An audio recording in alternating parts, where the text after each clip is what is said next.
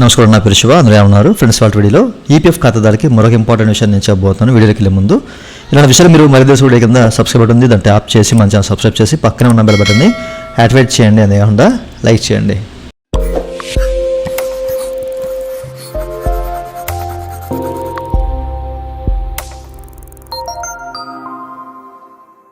ఇక టాపిక్లోకి వెళ్తే కనుక చాలా మందికి ఏంటంటే ఫైనల్ సెటిల్మెంట్ చేసిన తర్వాత జనరల్గా ఒక డౌట్ అనేది రేజ్ అవుతూ ఉందన్నమాట.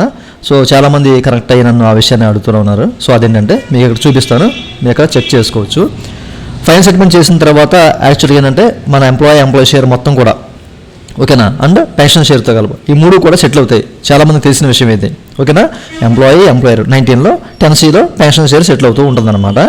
అయితే సెటిల్ అయిన తర్వాత కూడా కొంతమంది ఏంటంటే, సార్ మా పిఎఫ్ అకౌంట్లో ఇంకా డబ్బు ఉండిపోయింది, పెన్షన్ అమౌంట్ ఉండిపోయింది, అది మేము ఎలా తీసుకోవాలని చెప్పేసి అడుగుతూ ఉన్నారండి. పదే చాలామంది కరెక్ట్ అడుగుతూ ఉన్నారన్నమాట.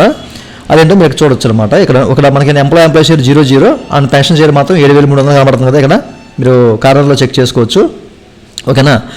అయితే మనకి ఫైనల్ సెటిల్మెంట్ అయిపోయిన తర్వాత యాక్చువల్గా ఏంటంటే మనకు రావాల్సిన అమౌంట్ అంతా కూడా మన పిఎఫ్ అకౌంట్లో పడిపోతుంది.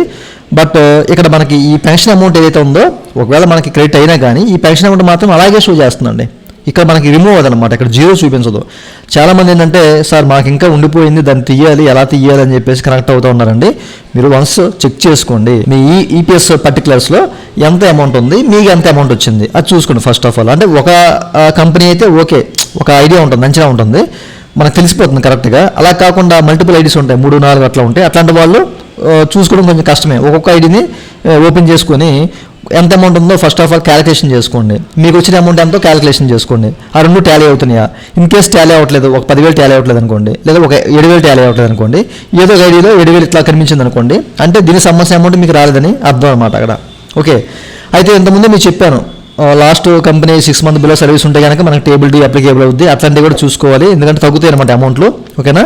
అయితే ఇక్కడ మీరు గుర్తుపెట్టుకోవాల్సిన విషయం ఏంటంటే, మీకు ఫైనల్ సెటిల్మెంట్ 10C ద్వారా అమౌంట్ వచ్చేసినా కానీ, మీ పిఎఫ్ ఖాతాలో పడినా కానీ ఓకేనా, మనకి ఇక్కడ మాత్రం ఇది మైనస్ అవ్వదు, ఇక్కడ 0 చూపించదు, మనకి పెన్షన్ అమౌంట్ అట్లాగే రిఫ్లెక్ట్ అవుతూ వస్తుంది అనమాట.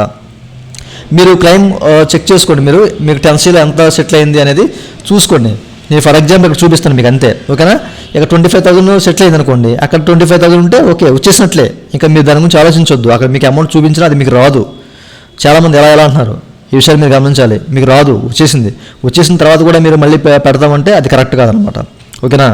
అయితే మీకు రావాల్సిన ఏదో అమౌంట్ ఉండిపోతే, ఇప్పుడు 2 ఐడీస్ ఉన్నాయి, ఇక్కడ 25,000 ఉంది, అక్కడ ఇంకా 50,000 ఉంది, అక్కడ 25,000 అక్కడ 25,000 ఉంది, ఒక 25,000 రాలేదంటే దాని గురించి మీరు ఫైట్ చేయండి. మీరు ఆఫ్లైన్ ద్వారా క్లెయిమ్ అనేది పెట్టాలి, గ్రీవెన్స్ ద్వారా పెట్టాలి. ఇట్లాంటివన్నీ మీకు చెప్పాను లాస్ట్ వీడియోలో ఓకే.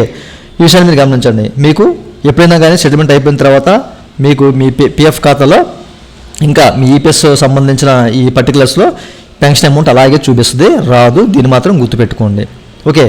అయితే మనకి ఇక చెక్ చేసుకోవచ్చు అండి. 9వ తారీఖున డిసెంబర్ 9, 2025 మనకి ఏంటంటే ఒక లైవ్ సెషన్ అయితే ఉందండి, ఈపీఎస్ సంబంధించింది. అంటే పెన్షన్ సంబంధించిన చాలామందికి క్వైరీస్ ఉంటాయి, చాలామంది పెన్షన్ ఆగిపోయింది ఎట్లా అని చెప్పేసి అడుగుతూ ఉన్నారు కదా. ఒక లైవ్ సెషన్ అనేది మనకి యూట్యూబ్లో కానివ్వండి, లేకపోతే ట్విట్టర్లో కానీ మనకి ఈపీఎఫ్ వారు కనెక్ట్ చేయడం జరుగుతుంది అనమాట. మీరు చెక్ చేసుకోవచ్చు. 9వ తారీఖు మధ్యాహ్నం 12 గంటలకి లైవ్ సెషన్ కండక్ట్ చేస్తున్నానండి. ఈ సిపిఎఫ్సి సెక్షన్ సంబంధించిన ఈ అపరిజిత జగ్గి గారు స్పీకర్గా వహిస్తున్నారు. మీకు ఏదైనా డౌట్స్ ఉంటే కనుక వాళ్ళని అడగండి ఓకేనా. ఈపీఎస్ సంబంధించిన డౌట్స్, మీ పెన్షన్ సంబంధించిన డౌట్స్ ఏమైనా ఉంటే కనుక, పెన్షన్ అమౌంట్ ఎట్లా తీసుకోవాలి, ఆగిపోయిన అమౌంట్ ఎట్లా రాబట్టుకోవాలి, ఇట్లాంటి విషయాలని కూడా మీరు ఆ లైవ్ సెషన్లో పాల్గొని యూట్యూబ్లో అడగండి ఓకేనా.